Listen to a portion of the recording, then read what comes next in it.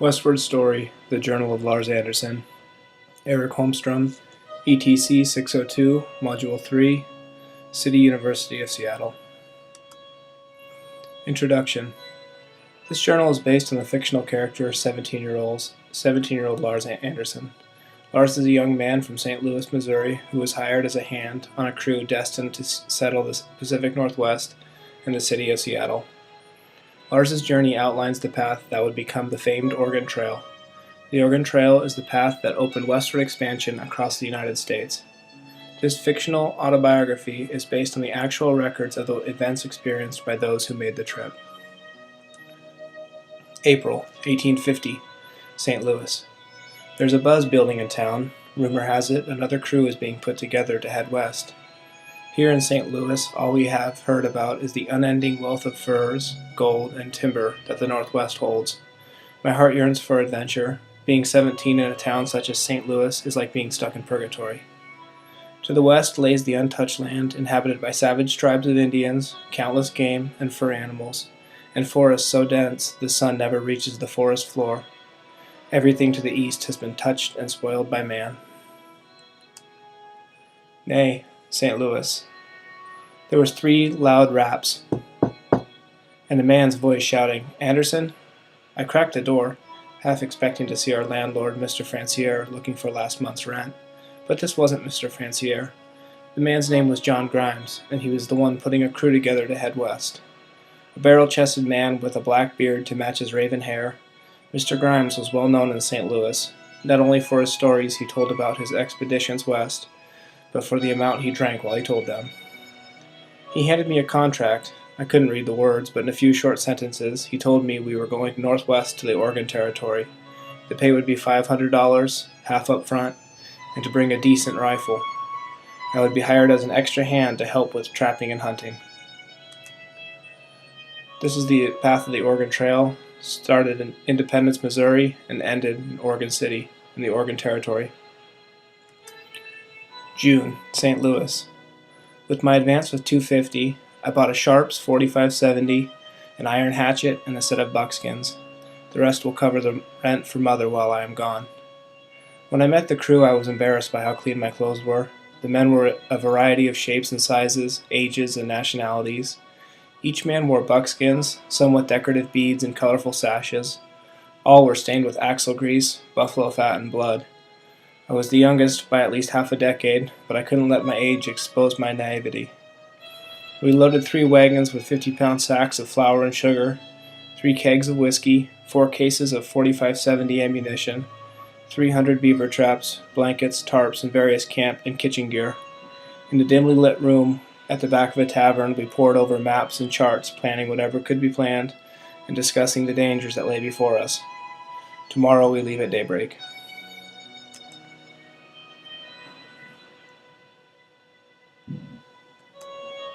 July, crossing the Missouri. Today we crossed the Missouri River. 3 decades ago, this was the path that Lewis and Clark took through the Blackfoot Territory, over the Rocky Mountains, and to the Pacific Ocean. At the rate we are traveling, I wonder if we will ever get there. As we crossed the Missouri, we experienced our first tragedy and lost one of our own. As they often do, the oxen pulling the last wagon panicked when they lost the muddy bottom and began to kick and buck. Mr. Johnson, who has been driving the last wagon since we left St. Louis, was knocked from his seat into the water between the wagon and kicking oxen. Somewhere in the fall, Mr. Johnson was kicked in the head and drowned. During the ruckus, we did not realize that an accident had happened until we reached the other side and saw Johnson's lifeless body bobbing in the muddy tomb of the Missouri. After a short, quiet ceremony, Captain Grimes removed a whiskey keg from the bowels of one of the wagons, and we drank the entire keg.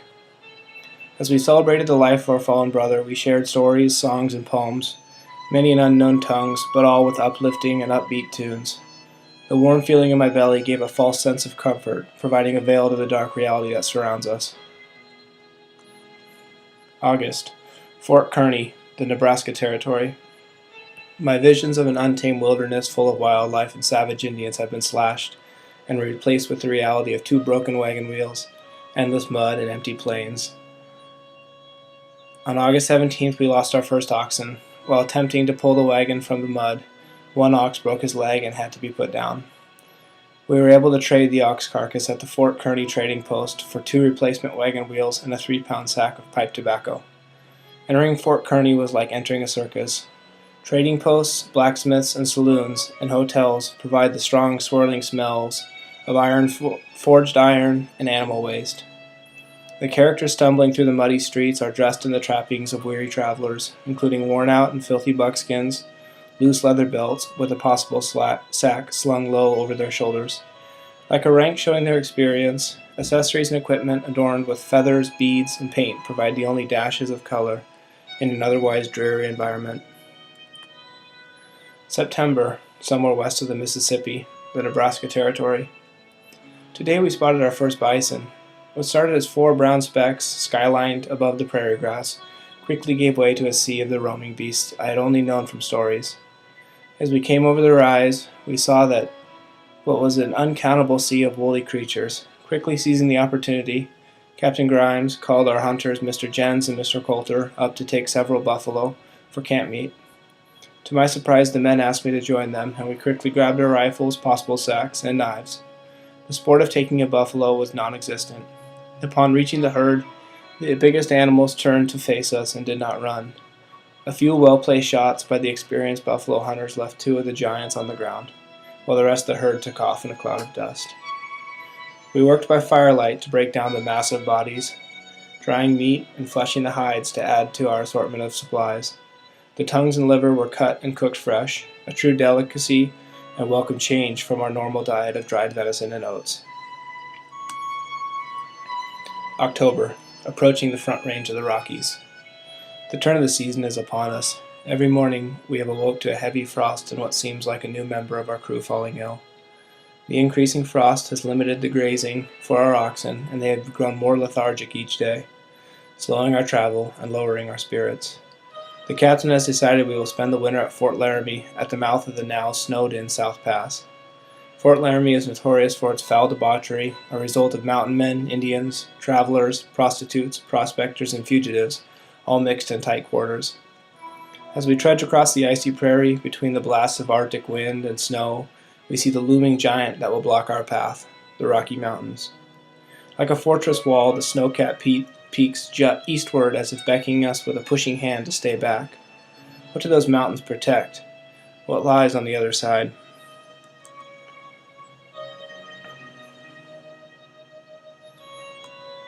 November, Fort Laramie.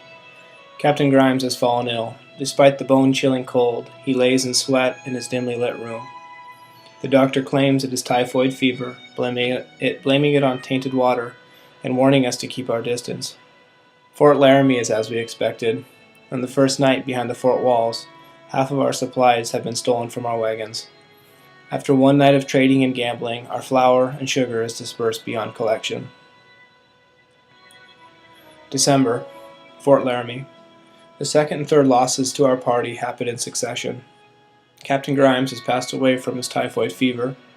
I was the one to find his rigid corpse upon bringing him his soup and bread. His brawny structure had been broken down to a mere skeleton in the last days of his sickness. The word of our passing captain did not sit well with the men. Mr. Coulter, one of our hunters, took to the whiskey bottle in response to the news. After he cheated in a game of cards, he was shot dead in the streets outside the saloon. I watched as the last puffs of steam escaped the exit wound in Mr. Coulter's back. I longed for the thaw and a chance to leave this godforsaken place.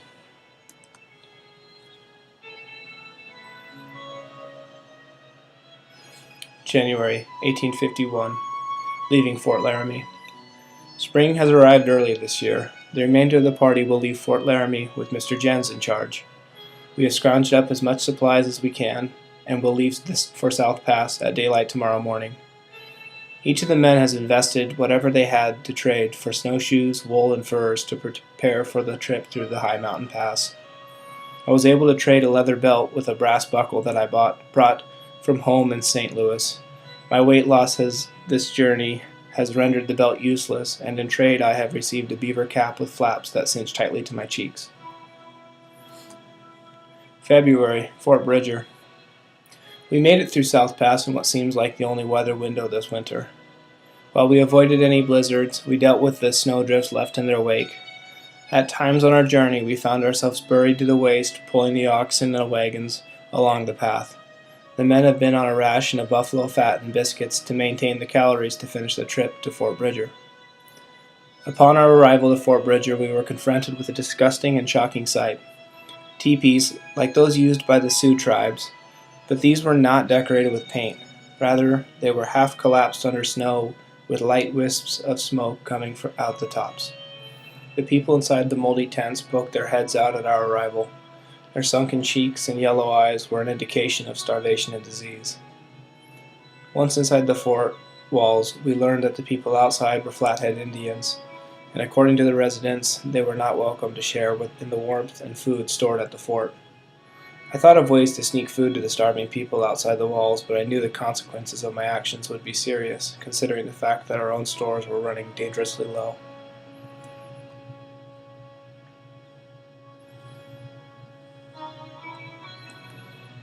March. Headwaters of the Snake River. Upon leaving Fort Bridger, we took on an Indian guide to get to the headwaters of the Snake. The guide, who went by the Christian name Billy, was a Nez Perce man who grew up in the area. I took a liking to Billy early on, and we traded stories before arriving at the Snake. It was here that we had our first run-in with savages. The band of 7 Indian men appeared all around us without warning. Billy motioned for us to be quiet and show our hands. We watched as the men inspected our gaunt oxen, pulled the supplies from our wagons, and pawed through them. One man tossed a stringer of frozen trout at the feet of Billy and Mr. Jens, and showed a blanket that he apparently had traded for. As quickly as the men appeared, they disappeared into the willows. Billy assured us that had those men wanted us dead, we would have been full of arrows before we knew what was happening. April. The Whitman Mission on the Columbia. Today we arrived at the Whitman Mission on the Columbia River. The vast stretch of the Columbia reminds me of the Mississippi, only this river is a gray-blue color, not the reddish-brown of the Mississippi. The Whitman Mission was a nice change from the frontier forts we had been settling in. The women in the mission had baked goods with fruit and sugar. The men, dressed in suits, not buckskins, spoke proper and did not drink. The missionaries welcomed Billy as if he was a white man and allowed him to sit at the table with us for dinner. Mr. Jens discussed the next leg of our journey with the mission head. The man spoke of a developing settlement on the Salish Sea called Seattle. He said the interior position of Seattle gives it an advantage over other ports on the coast, making it a potential site for shipping and trading.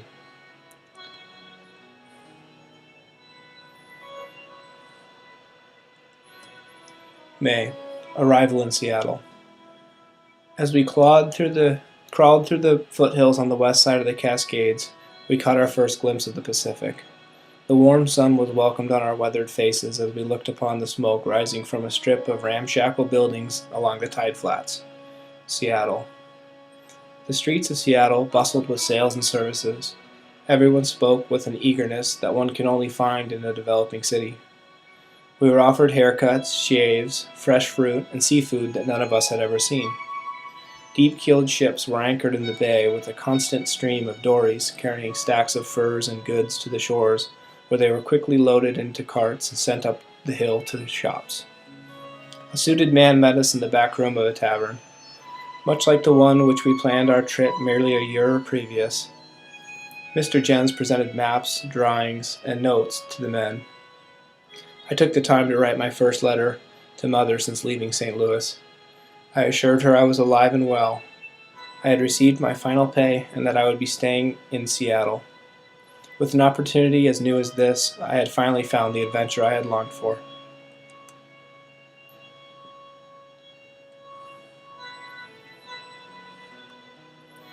Conclusion.